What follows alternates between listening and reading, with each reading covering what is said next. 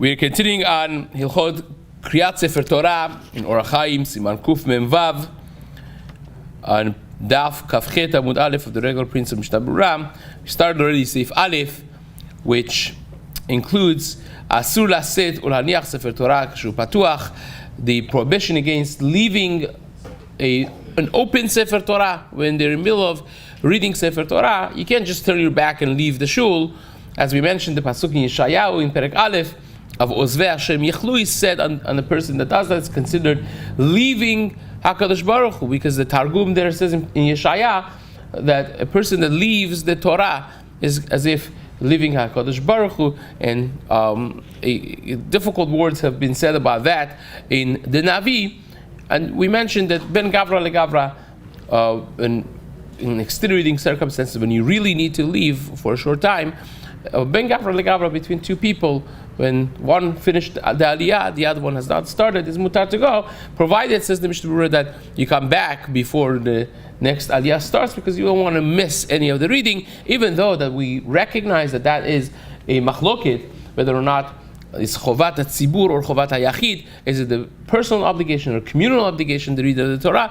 Nevertheless, we don't want to take the chance, even though that Chacham Obadiah is a little bit more lenient in missing, because if you miss, you don't have to go back and listen to it in different tzibur. If, for instance, a person needed to use the facilities and he missed some of the reading, you don't have to go back and find the minyan and read with them or listen to that part of Kriyat Torah. But nevertheless, you don't want to deliberately leave and miss some parts of the reading of the Chumash, and that's Seif Aleph. Now, Maran writes in Seif Bet,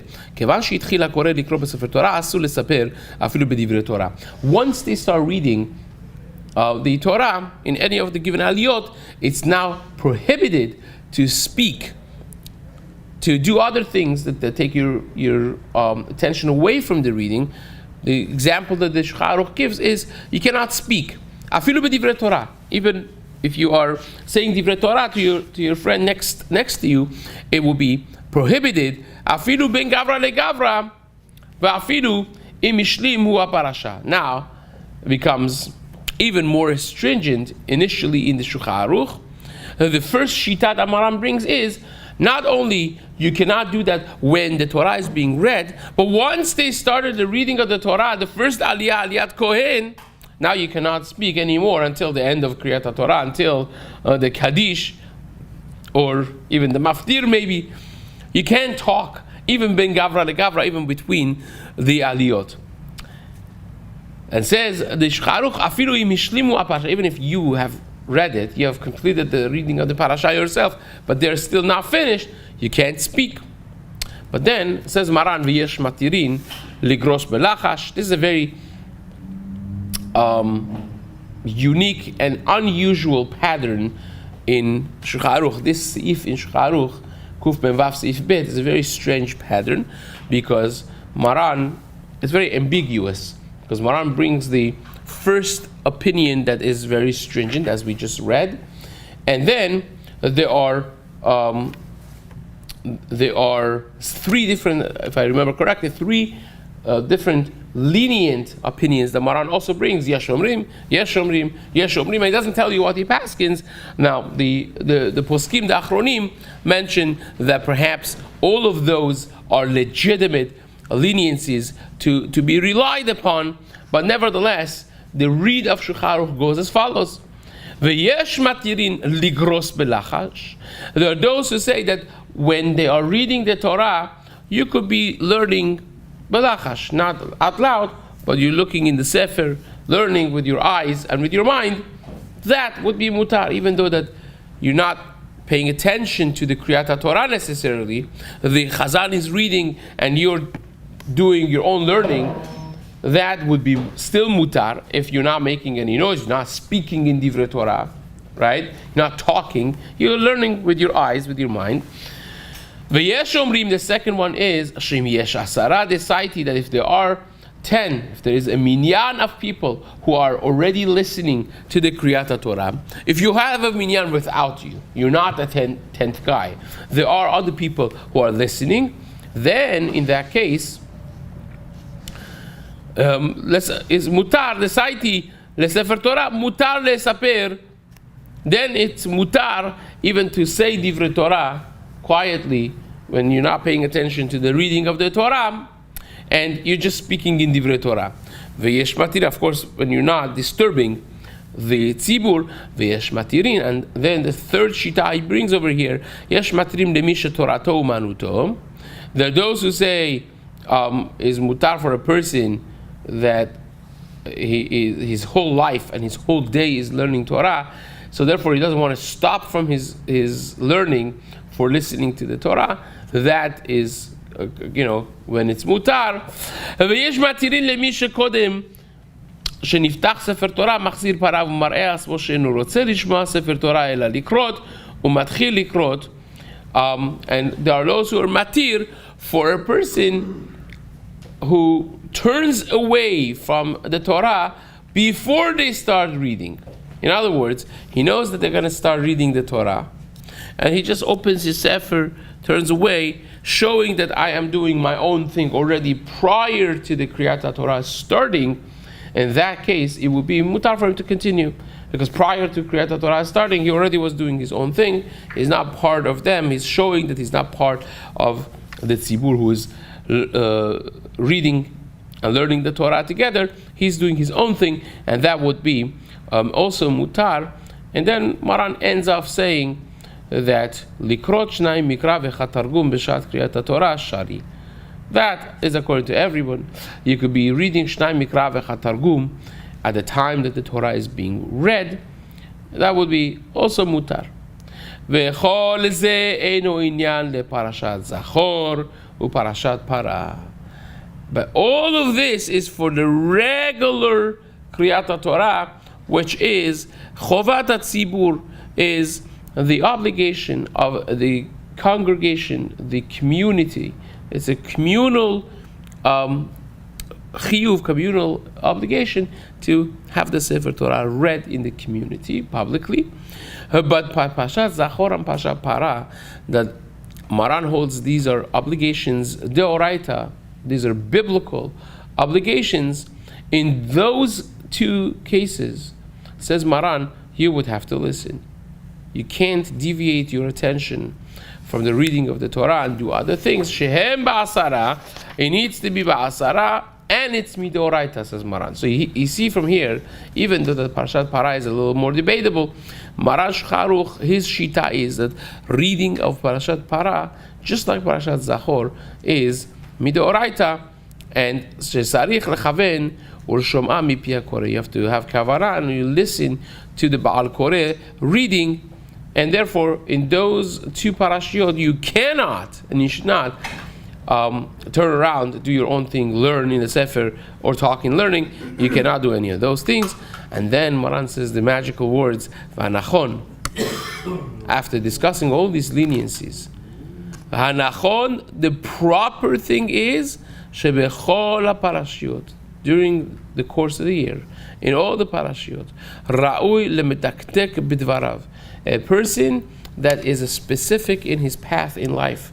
He is careful in keeping halacha. He's careful in growing in Torah. That person who is medaktek bidvarav, lechaven da'ato ulshom'a mipi hakoreh, that you should listen to the Baal Koreh and not do your own things. Even though that we discuss all these leniencies, and perhaps Maran is willing to be lenient, like all these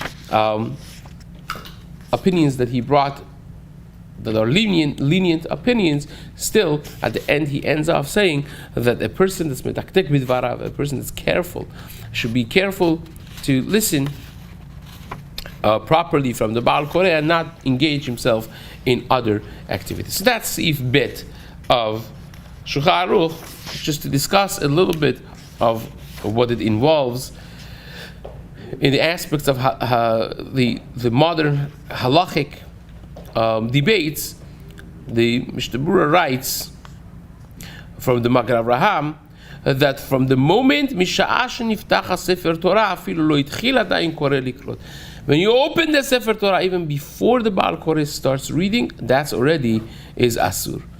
And that's what seems to be from the Vilna Gaon as well. In Berura, it's mashma also that he's stringent that when they start the Sefer Torah, it's open the Sefer Torah, it's already considered starting, even without the person having said the bracha or having started. But at the same time, Maran Shulchan Aruch seems to be much more lenient that you could speak before the actual Kriyat Torah, before the actual reading of the Torah. And the Kaf HaChaim also concurs with that. Kaf HaChaim paskins like the simple mashma'ut of Maran Shulchan Aruch in that way. Now, the Mishnah Berura says, on commenting on the Shulchan Aruch, that even b'divrei Torah, you cannot speak even in divrei Torah,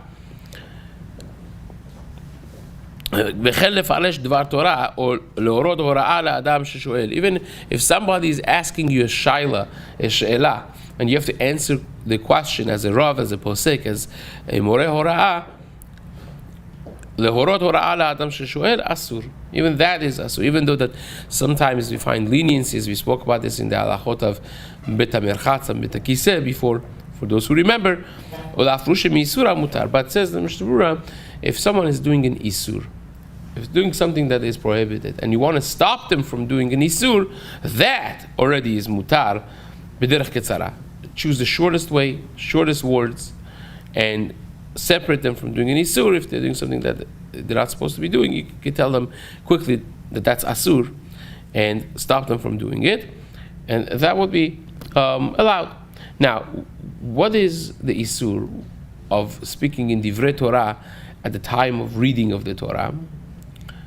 So this is a sefer called Mizmor Asaf, and he explains with a mashal. He says, well, you have a king, and you have the elements of the king, the ambassadors and the high officials around him, and when the king speaks, none of those high officials would dare interrupting his words and speaking in the middle of his talking. And the Sefer Torah is the same thing, says Mishmor Asaf. That's HaKadosh Baruch Hu talking. We are reenacting Ma'amad Har Sinai, as we mentioned before. It's like the giving of the Torah from anew.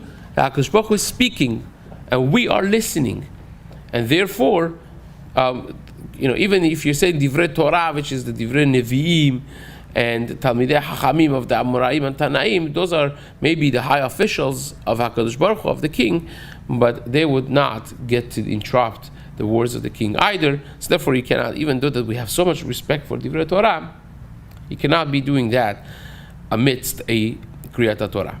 Now, how about a person that can't hear well? He is hard of hearing, he needs hearing aids, and can't listen rather to the Shaliach Tzibur and hear the words of the Torah from the mouth of Shaliach Tzibur himself. So, She'elot u'tshuvot Torah lishma, which generally speaking we assume that it's the Ben Ish Chai, he says, a person that can't hear and can't get close to listen, so it's not practical for him to listen to the Kriyat Torah, because where he is, he can't hear it, or even if he gets close, he can't hear it, because of his hearing impairment. He says the Ben Ish Chai, he could sit and learn his own thing, even l'chatchila. He shouldn't say it out loud, but he could sit with his sefer and learn, because he can't hear. And once he can't hear, he's not mechuyav to listen to Kriyat Torah, and hence it will be mutar for him. It will turn into a blessing of some sort if he wants to be learning, and then that will be mutar for him to engage in his own learning when he can't hear the Kriyat Torah.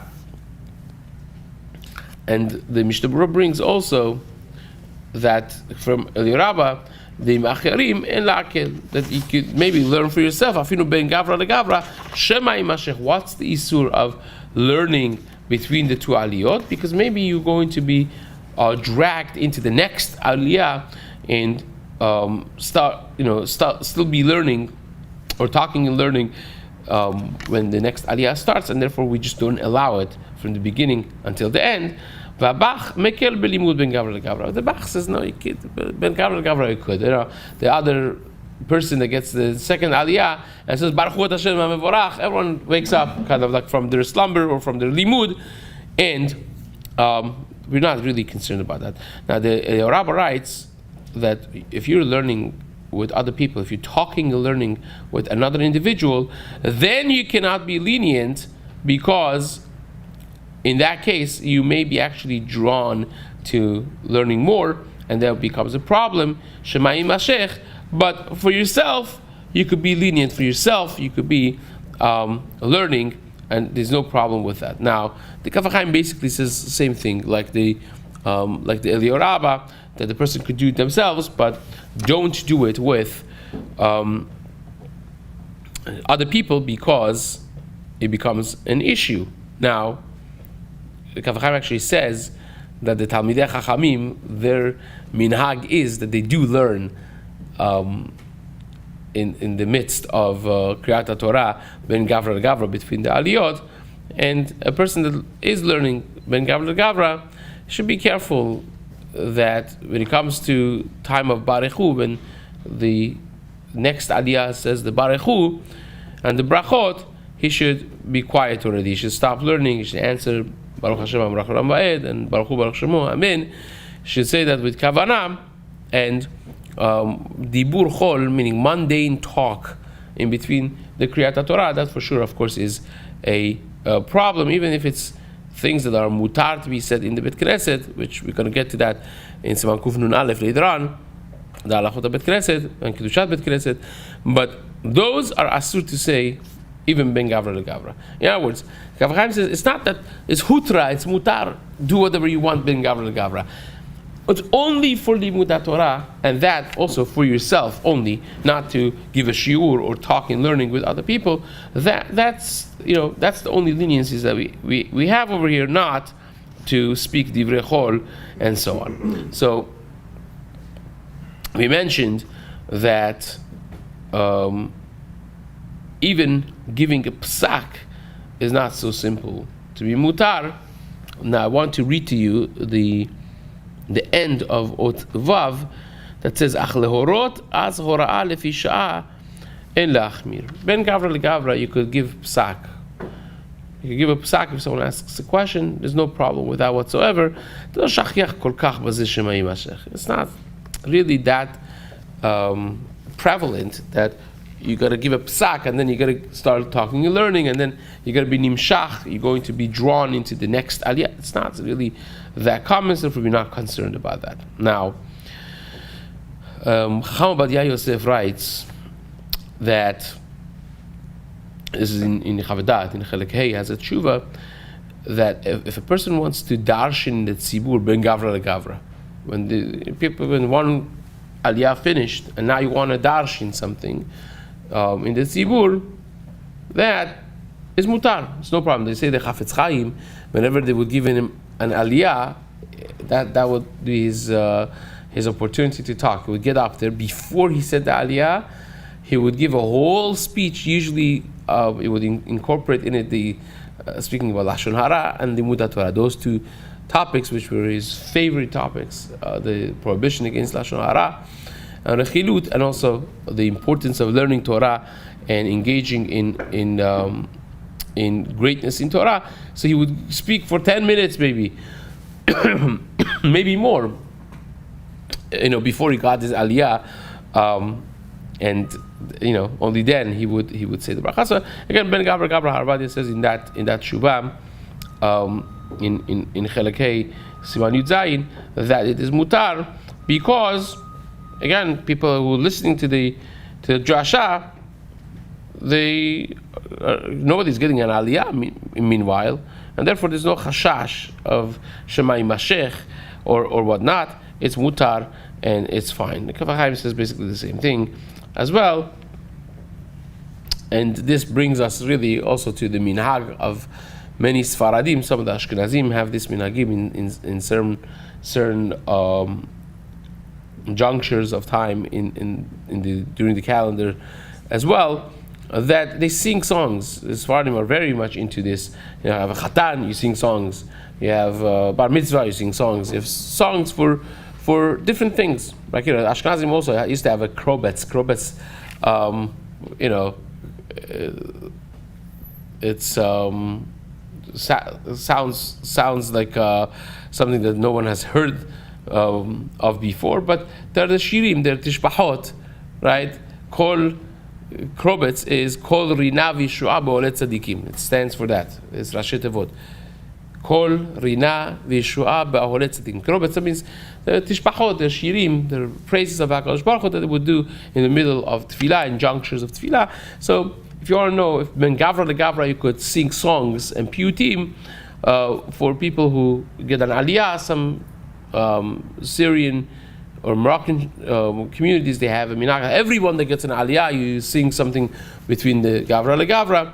That's fine, that's mutar, and it's a minhag of many communities. It's a beautiful thing, as long as it's not tirchad sibur, as long as they don't elongate it in a way that becomes bothersome. That is mutar, and that basically concludes our seif over here. B'ezrat Hashem, we will discuss and continue this in the days to come. Chazak u'beruch.